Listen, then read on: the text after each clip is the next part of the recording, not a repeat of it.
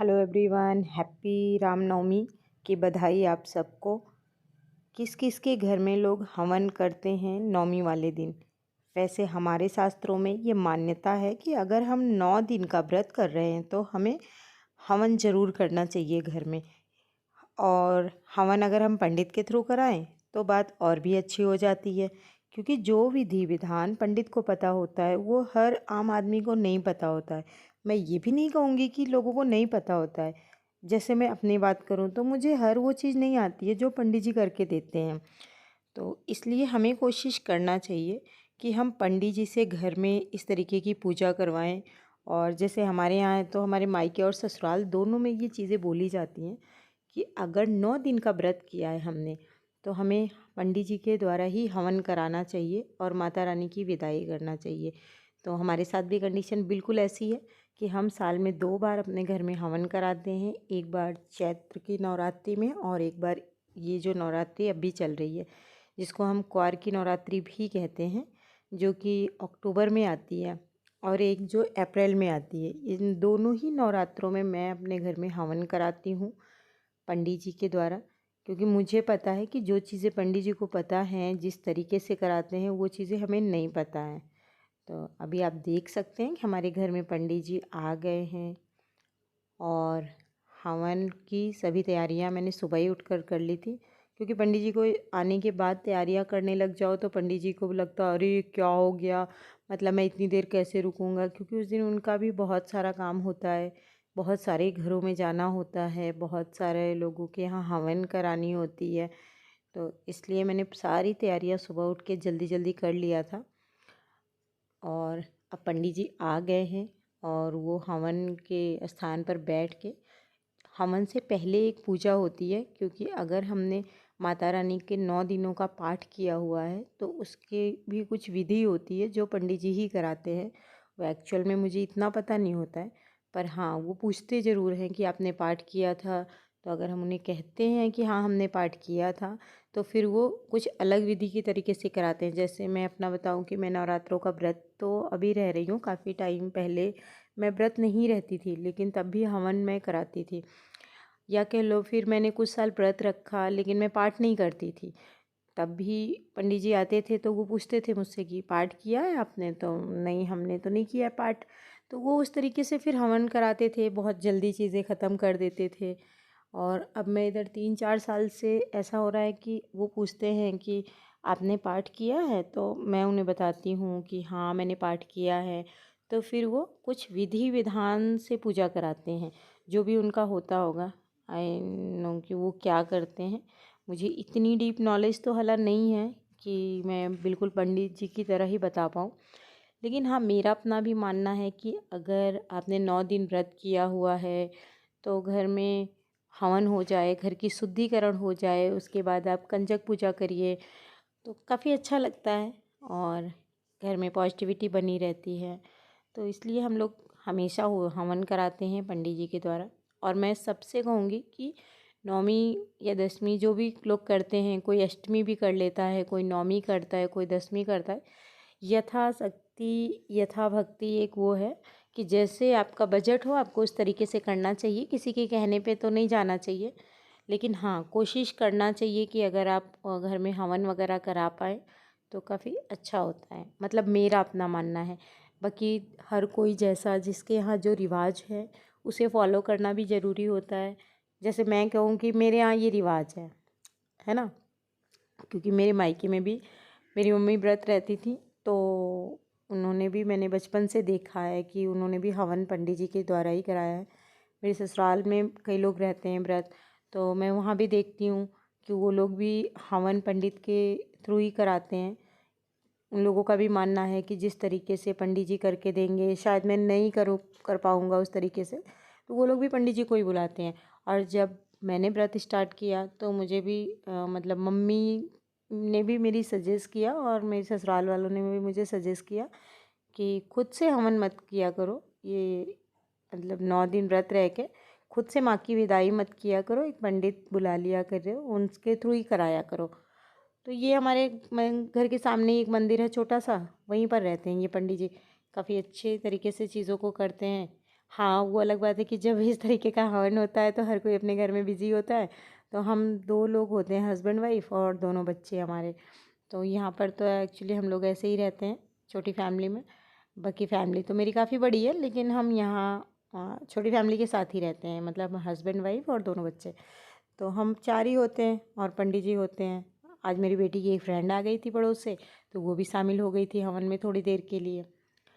और उस दिन नौमी होती है तो हर कोई अपने घर में बिज़ी होता है। अगर आप बुलाना भी चाहो तो लोग उस टाइम तो आते नहीं हैं, फिर वो बाद में आते हैं तो प्रसाद वगैरह अपना ले जाते हैं। लेकिन हवन तो वैसे हम लोगों को अपने से ही करना पड़ता है। तो हाँ, पंडित जी भी कहते हैं कि ज़्यादा भीड़ क्या रखना, और फिर कंजक करनी होती है। तो एक्चुअली फ़्लैट तो देखिए छोटे ही होते हैं, इतनी स्पेस नहीं होती कि हम उसमें बहुत सारी भीड़ बुला लें और फिर पता चले कोई खड़ा है, कोई सीढ़ियों में खड़ा है, कोई बाहर खड़ा है, कोई बालकनी में खड़ा है। मतलब मुझे अच्छा नहीं लगता इस तरीके से। तो बस हम लोग हवन के पहले जो एक विधि विधान होता है पूजा पाठ का, वो कर रहे हैं। और अब ये समाप्त हो जाएगा, फिर उसके बाद हम हवन स्टार्ट करेंगे।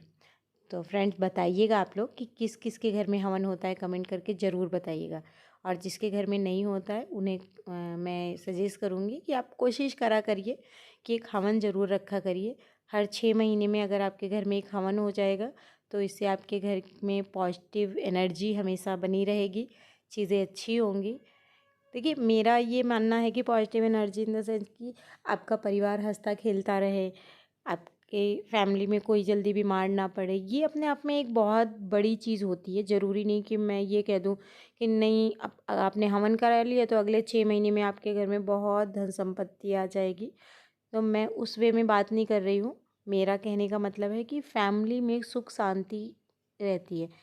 और आज हम लोगों के पास वैसे टाइम नहीं होता है, तो हम लोग ज़्यादा पूजा पाठ नहीं करते। लेकिन अगर हम अपने पेरेंट्स को देखें या फिर हम अपने दादा दादी को देखें, तो उन लोगों का विश्वास पूजा पाठ, हवन, पंडित पर जितना था, आज हम लोगों का उसका 50% भी नहीं है। इसकी वजह भी कहीं न कहीं ये है कि हम लोग अब इतना बिज़ी रहते हैं कि लगता है यार पूरे दिन का शेड्यूल ख़राब हो जाएगा, ऑफ़िस से टाइम नहीं मिलेगा। बिज़नेस वालों को लगता है एक दिन और हमें बिज़नेस बंद करना पड़ेगा। फिर पंडित ने जो किया है वो कितने अच्छे पंडित हैं। तो ये सारी चीज़ें आज हम लोग ज़्यादा सोचते हैं।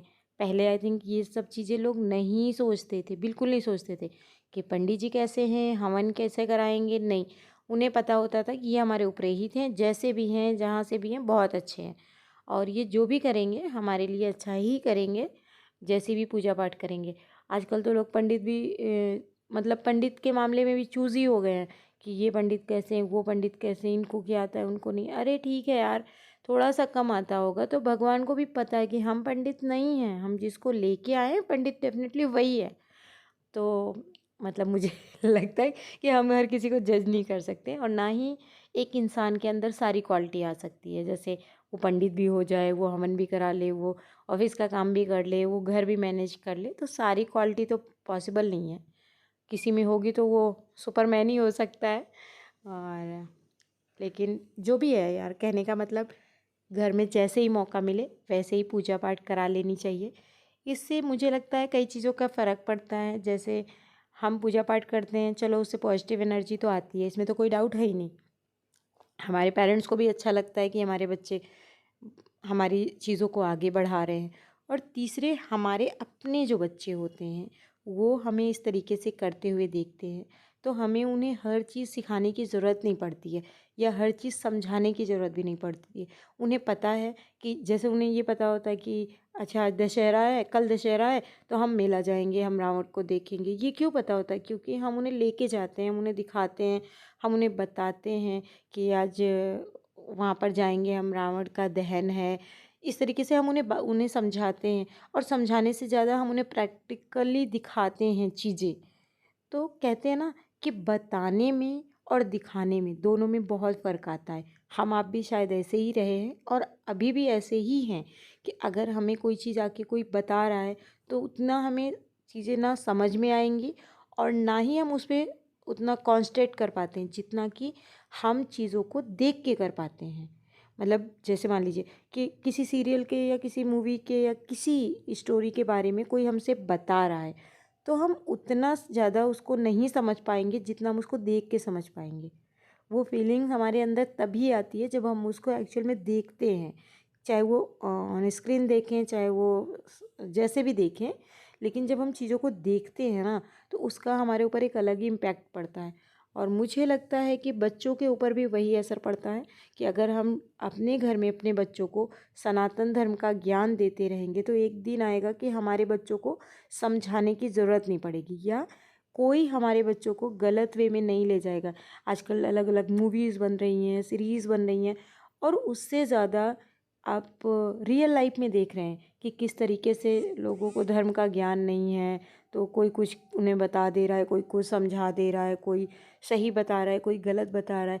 वो खुद ही नहीं समझ पा रहे हैं क्योंकि हमारे बच्चे खुद ही कंफ्यूज हो जाते हैं। अच्छा, ये जो कह रहा है वो सही है, जो हमारे पेरेंट्स हमको बताते हैं वो सही है।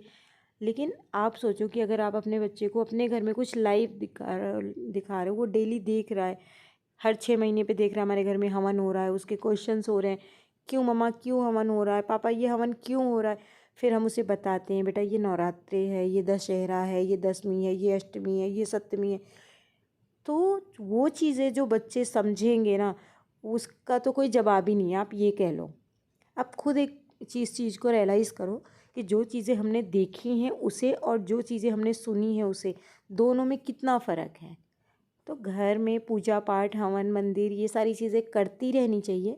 वैसे मैं पूरी कोशिश करती हूँ कि मैं ये नहीं कहती हूँ कि मेरे बच्चे बड़े होके बहुत अच्छे हो जाए होंगे, दुनिया से अलग होंगे, ये होंगे वो, मैं उतनी दूर की सोचती ही नहीं हूँ। मुझे बस ये पता है कि मेरे पेरेंट्स को इससे खुशी मिलती है अगर मैं इस टाइप का कुछ करती हूँ अपने घर में और मैं उन्हें बताती हूँ, तो उन्हें बहुत खुशी मिलती है।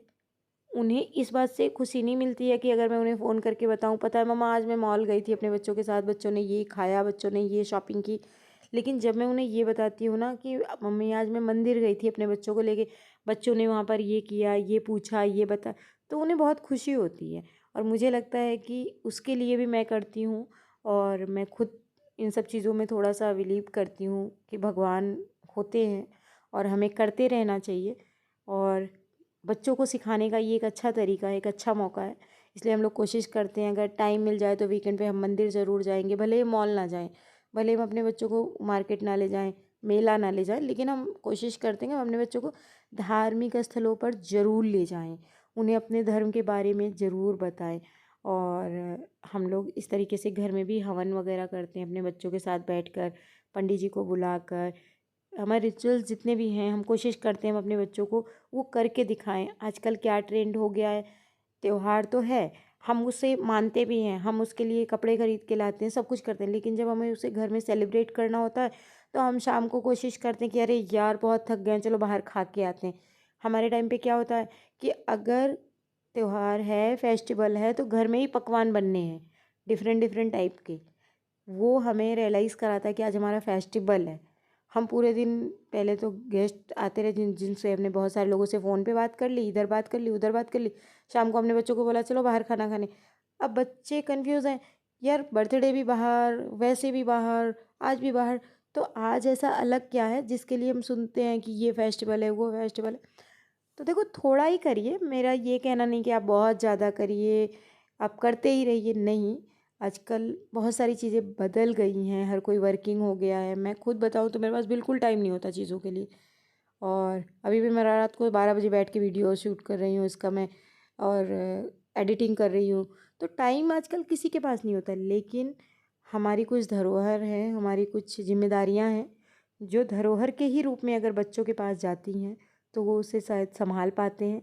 लेकिन वो ऐसे ही दे दी जाएँ, जैसे आजकल ऑनलाइन ट्रांजैक्शन चल रहा है, तो अगर हम ये चीज़ें ऑनलाइन ट्रांसफ़र करेंगे अपने बच्चों पर, तो शायद आने वाले टाइम में वो चीज़ें ख़त्म ही हो जाएंगी हमारे घर से, जो कि हमारे सनातन धर्म के लिए, हिंदू धर्म के लिए। देखिए मैं किसी धर्म को यहाँ पर वो नहीं कर रही हूँ, मैं हर धर्म की बात कर रही हूँ। तो कोई मेरा वीडियो देख के ये ना सोचे कि मैं किसी धर्म को ऊपर रख रही हूँ, नहीं। हम हर धर्म के लोगों से ये कहना चाहेंगे कि उनके जो भी रिचुअल्स होते हैं, उनके जो भी तरीके होते हैं अपने धर्म को सेलिब्रेट करने का, वो एक्चुअल में करें, अपने घर में करें, अपनी फैमिली में करें, अपने जो भी उनके मंदिर, गुरुद्वारा, मस्जिद जहाँ भी होते हैं, वो वहाँ अपने बच्चों के साथ जाएं और उस चीज़ को सेलिब्रेट करें, ताकि उनकी वो जो पूंजी उनके पेरेंट्स उनके पास छोड़ गए, उनके गुरु छोड़ गए हैं, वो उनके बच्चे संभाल पाएँ। लेकिन अगर आप ये ऑनलाइन ट्रांजैक्शन की तरह अपने धर्म, अपनी जिम्मेदारियाँ, अपने रिचुअल्स, अपनी वो चीज़ें, बाकी चीज़ें जो उसे हम धर्म के नाम पर जानते हैं, उसे हम अपने बच्चों में ट्रांसफ़र करेंगे, डेफ़िनेटली वो मुझे नहीं लगता कैरी कर पाएंगे। तो फ्रेंड्स, बातें तो हो गई बहुत सारी इस वीडियो में हम लोगों की। अब मैं आपको मेन बताना चाहूँगी कि इस तरीके से मैं अपने घर में नवमी के वाले दिन हवन कराती हूँ और हमारे घर की हवन संपन्न हो गई है। और अब आरती वगैरह करा के हम पंडित जी की विदाई करते हैं और उसके बाद फिर हम करते हैं कंजक पूजा। और कंजक पूजा का जो वीडियो है वो मैं आपको दूसरे वीडियो में दे दूँगी। वैसे इस वीडियो में मैंने धर्म के बारे में थोड़ा सा अगर ज़्यादा बोला हो तो उसके लिए सभी लोगों से सॉरी, सारे सब्सक्राइबर से सॉरी, वीडियो देखने वालों से सॉरी। लेकिन हाँ, मैं अभी भी कहूँगी कि बच्चों को अपने रिचुअल्स में शामिल करिए, थोड़ा सा समय निकालिए अपने त्योहारों के दिन, अपने पूजा पाठ के दिन, और अपने बच्चों को सारी चीज़ें करके दिखाइए, उन्हें प्रैक्टिकली समझाइए, सिर्फ ऐसे मुजबानी मत बताइए। तो आपके घर की सारी चीज़ें बहुत अच्छे से चलेंगी। और सबको रामनवमी, दशहरा की बहुत बहुत बधाई। आप सभी के घर में खुशियाँ आएँ, राम जन्म की राम विजय की बहुत सारी कामनाएं आप लोगों के घर में। और आगे बहुत सारे फेस्टिवल आएंगे, उसकी भी बहुत सारी कामना। और इसी के साथ हमारी रामनवमी पूरी हुई और अब हम कंजक पूजा करेंगे, उसका वीडियो मैं अपलोड कर दूँगी। और मेरे इतने सारे सब्सक्राइबर्स को, जिन्होंने मुझे सब्सक्राइब किया, मुझे इतना ज़्यादा प्यार दे रहे हैं, इतनी ज़्यादा मतलब सपोर्ट कर रहे हैं, उनको मैं इस वीडियो के माध्यम से भी थैंक यू बोलूँगी कि आप लोगों के सपोर्ट ने मुझे मतलब बहुत जल्दी वो किया है, वीडियो उसको मेरे इतना जल्दी वायरल किया है। उसके लिए मैं बहुत ज़्यादा आप लोगों को शुक्रिया कहना चाहती हूँ। तो फ्रेंड्स, मिलते हैं अपनी कंजक पूजा वाली वीडियो में। Okay, bye bye.